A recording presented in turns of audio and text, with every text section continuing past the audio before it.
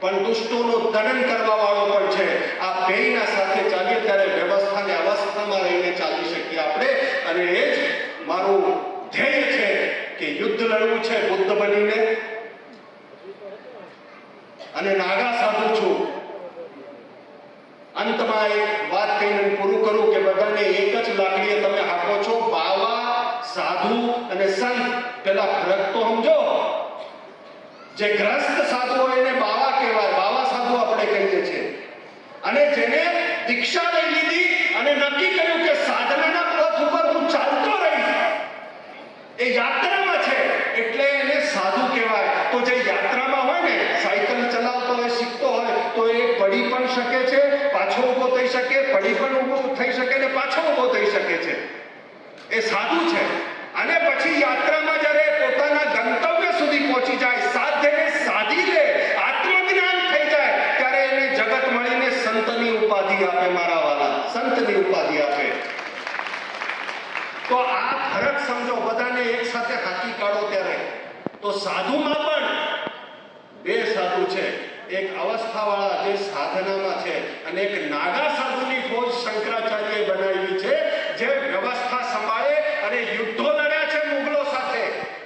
યુદ્ધો લડ્યા છે અમારા નાગા સાધુએ. અમે બધા નાગા સાધુઓમાંથી આવીએ. તો વિધર્મીઓને પાઠ ભણાવવા માટે પણ લડીએ, અને ધર્મના અંદર જો કોઈ ખોટું હોય તો એને પાઠ ભણાવવા માટે પણ લડીએ. કેમ કે અમારી ઉત્પત્તિ જેના માટે કરાઈ છે સાહેબ, ધર્મના રક્ષણ માટે ને ધર્મના કાજ માટે ને ધર્મને આગળ વધારવા માટે. તો આ ભાગવત ભગવાન, હું ભૂતનાથ મહાદેવના જેટલા પણ મહંતો અમારા થઈ ગયા, વસંતગીરી બાપુ, વિશ્વદાનંદગીરી બાપુ, બ્રહ્મગીરી બાપુ, કાળુ ભારતીજી મહારાજ અને અમારા સુખડ પરંપરાના, તેમજ અમારી પરંપરા શાંતિગીરીજી મહારાજથી જે ચાલી થઈ, મારા ગુરુ અમૃતગીરી બાપુ, ગુરુ શાંતિગીરી બાપુ, સોમવારગીરી બાપુ, ઇતવારગીરી બાપુને આખો આંબો જે છે અમારો, એ બધાય, પછી મારા શિષ્ય મુક્તાનંદગીરી, એ બધાયના પુણ્યાર્થે પણ મેં પાટલો લખાયો છે. એમને પણ પુણ્યાર્થે આ ભાગવત ભગવાન કૃપા કરે અને બધા જ પાટલાવાળા અહીંયા જેમને લખાવ્યા છે એમના પિતૃઓના કલ્યાણાર્થે, મોક્ષાનાર્થે ભગવાન એમને આશીષ આપે. અમારા ગિરનારના સાધુ સંતોને સત્ય સાથે રહેવાની, ધર્મ સાથે રહેવાની, ગમે તેવા વાદળા આવી જાય તોય તટસ્થ રહેવાની એવી કૃપા પણ કરે. અને અહીંયા જૂનાગઢના નગરજનો આપ સૌ પધાર્યા છો, એમને ભાગવત ભગવાન ખૂબ આશીષ આપે, ખૂબ ધન ધાન્યથી ભરપૂર કરે, ખૂબ યશ કીર્તિ કમાવો અને જૂનાગઢ વિકસિત થાય, જૂનાગઢ સમૃદ્ધ થાય એવી પણ પ્રાર્થના કરું છું. અને અંતમાં એટલું કહીશ કે બાપ, આ જૂનાગઢ માટેની કથા છે. આ જૂનાગઢના નગરજન યજમાન છે, એટલે આપણે સૌ આખું જૂનાગઢ અહીં આવે અને આ કથાને સાંભળે અને પુણ્ય અર્જિત કરે. એવા જ ભાવ સાથે હું ભાગવત ભગવાનને પ્રણામ કરું છું, વ્યાસપીઠને પ્રણામ કરું છું, બ્રહ્મવૃંદને પ્રણામ કરું છું, બધા જ અહીંયા બેઠા સાધુ સંતોને અને આપ સૌ ભક્તોને આપના ભક્તિને વંદન કરું છું. અસ્તુ. ઓમ નમો નારાયણ. જય ગિરનારી. જય શ્રી કૃષ્ણ. આ ભાગવતના મંચ ઉપર બોલી રહ્યો છું કે મારી આત્માનો એક એક કણ, મારો શ્વાસ, મારા પગ મેં પરમાત્માને સમર્પિત કરી દીધા છે અને એના માટે જીવી રહ્યો છું. એ જેમ જીવાડશે એમ જીવીશ, એ જેમ જગાડશે એમ જાગીશ, અને એ જેમ આગળ કરશે એમ આગળ થઈશ. ધર્મ માટે અને ધર્મમાં ખોટું થશે તો લડીશ, લડીશ, લડીશ, રડીશ નહીં. જ્યારે હોય ત્યારે શબ્દો ઓગળી જતા હોય, અને અત્યારે એવું જ કંઈ મારા વ્યક્તિગત હૃદયમાં થઈ રહ્યું છે. બુદ્ધિ શબ્દ વ્યક્ત કરવા માંગે છે અને હૃદય ભાવ વ્યક્ત કરવા માંગે છે. તો જ્યારે હું મારા અંતરાત્માને જોઉં છું તો ભાવની પ્રધાનતા આવે છે, અને ભાવથી ભગવાન પૂજાય છે, ભાવથી જ ભગવાન રીઝાય છે, અને ભાવથી જ ભગવાનની પ્રાપ્તિ થાય છે.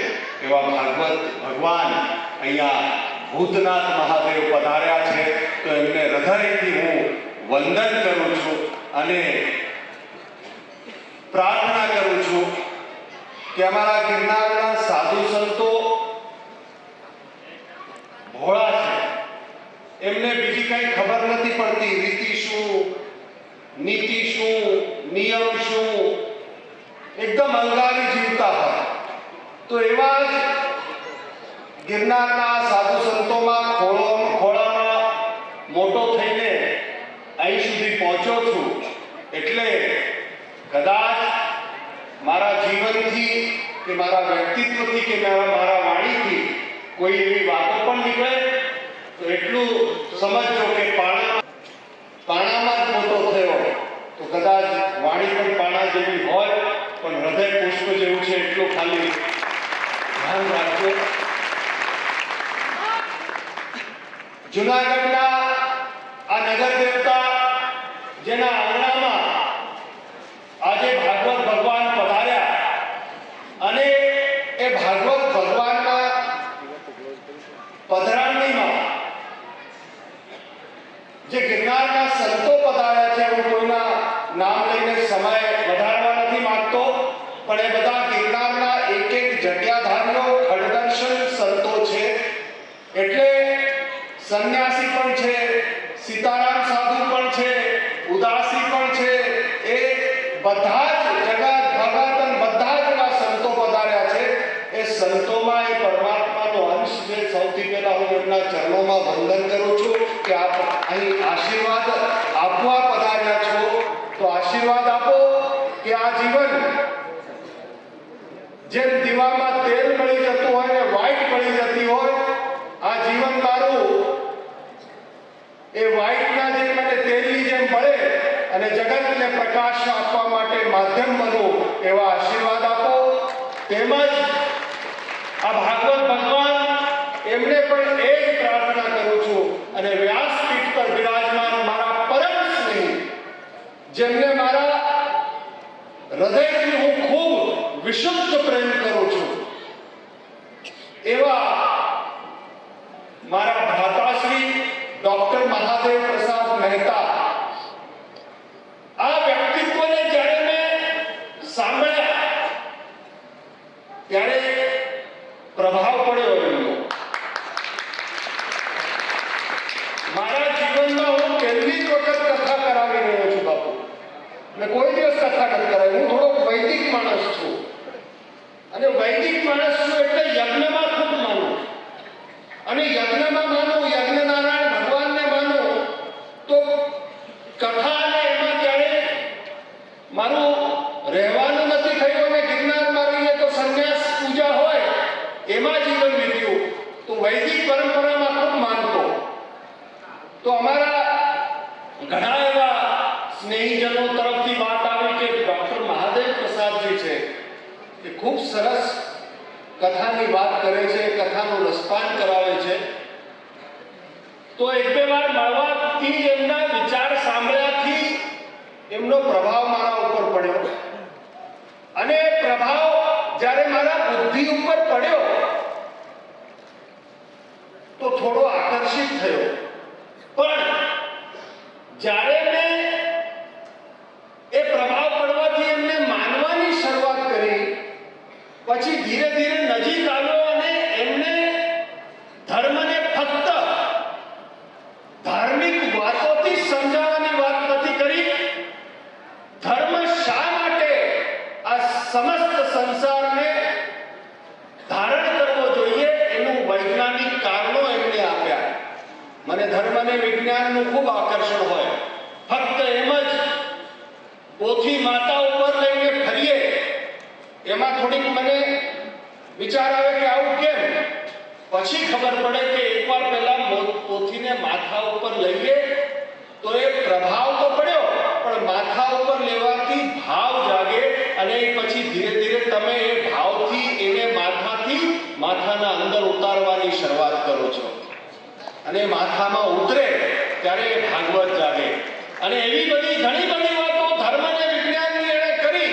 તો એ જે પ્રભાવ હતો એ એના પ્રત્યે પ્રભાવ જે મારા અંદર હતો એ ભાવમાં જાગૃત થઈ ગયો અને ભાવમાં જાગૃત થઈ ગયા પછી વિશુદ્ધ પ્રેમ એનાથી થયો અને મેં કીધું આ વ્યક્તિત્વ છે, આ વ્યક્તિત્વ આગળ વધવું જોઈએ. આ વ્યક્તિત્વના મુખેથી જેટલી ધર્મની વાતો, જેટલી પરમાત્માની વાતો, જેટલી વિજ્ઞાનની વાતો આ જગતમાં જશે તો મને એમ લાગે છે કે જે વિશ્વગુરુ આપણે ભારતને બનાવવા માંગીએ છીએ એના મૂળિયા આ વ્યક્તિત્વમાંથી નખાઈ શકાય છે. એટલે પછી એને માથા ઉપર ધારણ કરી લીધા મહાદેવ પ્રસાદને કે હવે આની કથા કરાવવી છે.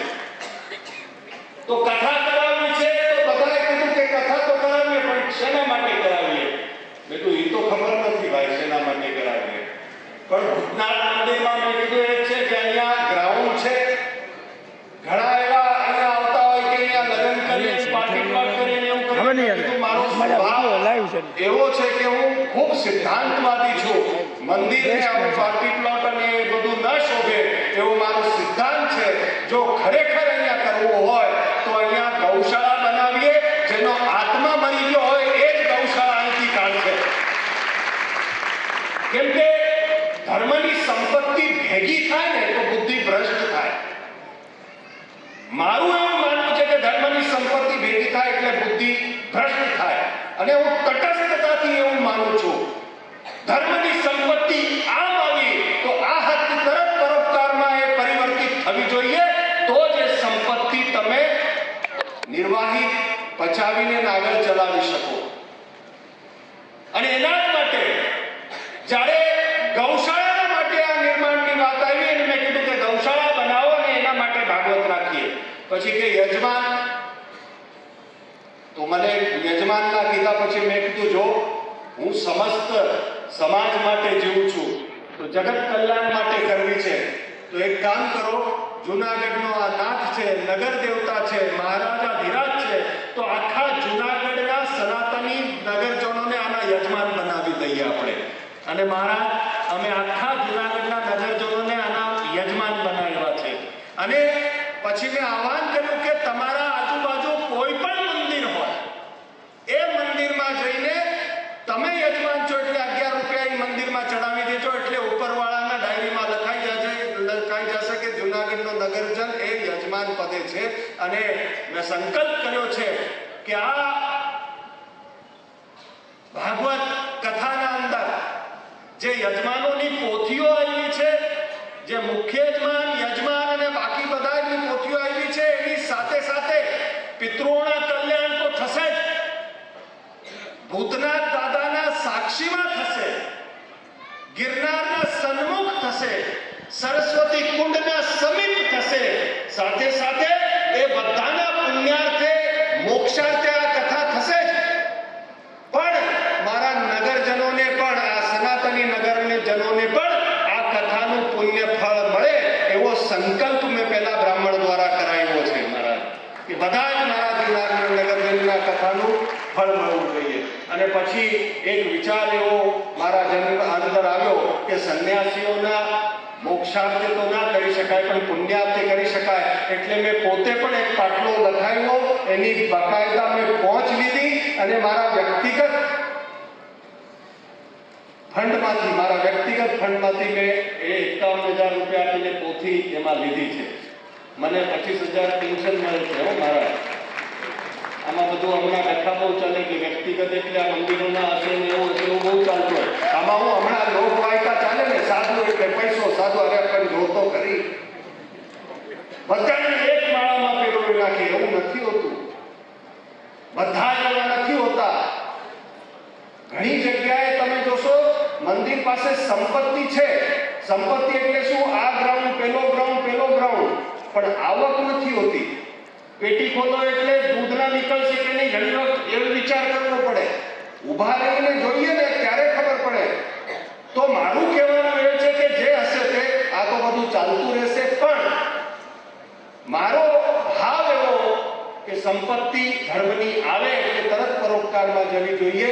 અને એના જ લીધે હું આપને કહું છું કે ગિરનાર હોય કે અહીંયા હોય, અન્ન ક્ષેત્ર ચાલુ કરી દીધા, ગૌશાળા ચાલુ કરાવી દીધી. અને કમિટી બનાવવાની વાત આવી તો મેં કીધું ભાઈ કમિટીમાં એવું કરો 18 વર્ણ મને જોઈએ, 18 વર્ણ જોઈએ. અને પોથીમાં પણ મને 18 વર્ણ જોઈએ. એટલે કીધું કે જે પોથીઓ આવશે એના પછી જો કોઈ વર્ણ બાકી રહી જતું હશે તો એ મારા તરફથી એને સ્પોન્સર કરો, પણ પોથીમાં તમને 18 વર્ણના યજમાન દેખાશે. આ જુનાગઢ અને આ મારો ધર્મ છે, આ મારો સનાતન છે. અને સાથે જ 18 વર્ણને બોલાવવામાં આવ્યા અને પછી એમાંથી જ કમિટીને બધું બનાવ્યું. અને પછી મેં એમને કીધું કે મારો નિયમ છે કે જે કોઈ કાર્ય હાથમાં લઉં ફક્ત કાર્યનું માર્ગદર્શન કરવું. હું કોઈ દિવસ પૈસાને હાથ લગાડતો નથી. એટલે એ ગૌશાળાના પૈસા માટે તમે જ કમિટી બનાવો, તમે જ આ ભાગવતના પૈસા માટે કમિટી બનાવો અને તમારું નોખું ઓફિસ બનાવીને ત્યાં બેસો અને જે હિસાબ થાય એ બધો એમાંથી કરો અને છેલ્લા દિવસે ગામને એનો હિસાબ મંચ ઉપરથી આપો. નહીં તો મહેશગીરી બાપુ કેવા છે તમને ખબર છે, એ મેં કમિટીને કહી દીધું. મંચ ઉપર ચડીને રાડો પાડીશ કે આ લોકો હિસાબ નથી આપતા ભાઈ. અને આજે હવે તો ગામને ગુજરાતને ભારતને ખબર પડી કે આ તો બોલે ભાઈ, આ નો રોકાય. એટલે આ પારદર્શિતાથી આ બધું થઈ રહ્યું છે. એ ભાવ હું વ્યક્ત કરવા માટે આપના પાસે આવ્યો છું કે મેં મારા જીવનમાં ઘણા ચડાવ ઉતાર બધા જોઈ લીધા. મને એક ખબર પડી ગઈ કે આ જીવન હવે સત્ય માટે અને ધર્મ માટે ખપાવી દેવું છે. તો સત્ય માટે અને ધર્મ માટે જ્યારે ખપાવી દેવાની વાત આવે તો એ સહેલું ના હોય. ઘણા ઝેર પીવા પડે, ઘણા ઝેર પીવા પડે. અને એ ઝેર પીવા પડે એટલે સૌથી પહેલા તમારો વિરોધ થશે. 4 તબક્કામાં થાય. સૌથી પહેલા તમારો વિરોધ થશે અને વિરોધ લગભગ ઘરમાંથી જ પહેલા થાય. કોઈ સારું કરવા જાઓ એટલે વિરોધ થશે અને વિરોધ લગભગ ઘરમાંથી જ પહેલા થાય. એ વિરોધનો તબક્કો તમે જ્યારે પૂરો કરો અને તટસ્થ રહો પછી તમારી નિંદા થાય. નિંદા કરે તમારી બધી. અને નિંદાનો તબક્કો તમે તટસ્થ રહીને પૂરો કરો એટલે તમારા સાથે ઝઘડવાનું ચાલુ થઈ જાય. ઝઘડવામાં તમે તટસ્થ ઉભા રહ્યો તો ચોથો તબક્કો છે, પછી તમે વિજયી થાઓ. કેમ કે ધર્મનો જ વિજય થાય, સત્યનો જ વિજય થાય. વાર લાગે, સમય લાગે, પણ સમય બદલાય. એ તટસ્થતા, એ ભાવ સાથે આગળ ચાલવું જોઈએ. અને ઘણા લોકો મને કે બાપુ તમે કેમ આમ કરો છો, કેમ આમ કરો છો, કેમ આટલા આક્રમક અને કેમ આટલા પેલા. મેં કીધું એક જે લોકવાયકા ચાલી છે ને કે સાધુ એટલે વાત્સલ્ય ને આ, મેં કીધું એ બરાબર, પણ સાધુ 2 પ્રકારના હોય, એક અવસ્થાવાળા ને એક વ્યવસ્થાવાળા. જે અવસ્થાવાળા છે ગુફામાં હોય, જંગલમાં હોય, જગતની કાંઈ પડી ન હોય, પણ એમનું રક્ષણ થાય એટલા માટે ધર્મની વ્યવસ્થા સંભાળનારા પણ હોય છે. અને જ્યારે વ્યવસ્થા સંભાળવાની વાત આવે એમાં નીતિ આવે, નિયમ આવે, આક્રમકતા આવે, બધું જ આવે. અને જ્યારે વ્યવસ્થા સંભાળવાની હોય ત્યારે જ્યારે ઉપદેશ આપવાની વાત આવે કે મને લોકોને કંઈ કહેવાની વાત આવે, હું યુરોપિયન પાર્લામેન્ટમાં મેં મેનેજમેન્ટના વર્કશોપ લીધા છે, લીડરશિપના વર્કશોપ લીધા છે યુરોપિયન પાર્લામેન્ટમાં.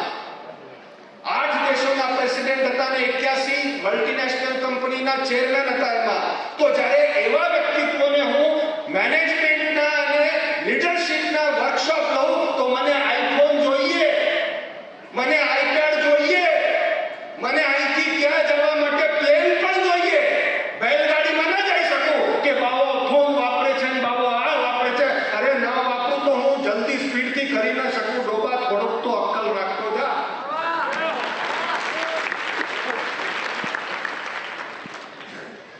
તમે દીકરાને મોબાઈલ આપો, તમે દીકરાને કમ્પ્યુટર આપો, તમે શિક્ષા આપી શકો છો કે આને આમ વપરાય. તો શિક્ષા તમને કેમ વપરાય એ શીખવાડી શકે. પણ ભાગવતના સંસ્કાર અને ધર્મના સંસ્કાર મળ્યા તો ઇન્ટરનેટથી તમે ઇન્ટરનેટ જોઈને કમ્પ્યુટરમાં કેમ જોવું જોઈએ બહુ સમજવાની વાત છે.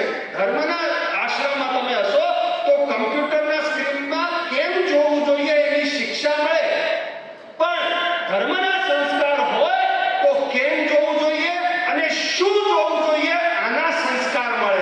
એ શું જોઈએ છે, આ આઈફોન રાખીને શું કરી રહ્યા છે, કે મોબાઈલ કે કમ્પ્યુટરમાં શું કરી રહ્યા છે, પ્લેનમાં શું કોઈ ગોવામાં ચડ્ડી પહેરીને ફરવા માટે જવાવાળા બીજા હોય, એ આ બધા અમારા ખડદર્શનો થોડુંક અંદર ઉતરીને જુઓ, ગમે તેને હાંકી લેવાનું, ગમે તેને કરવા,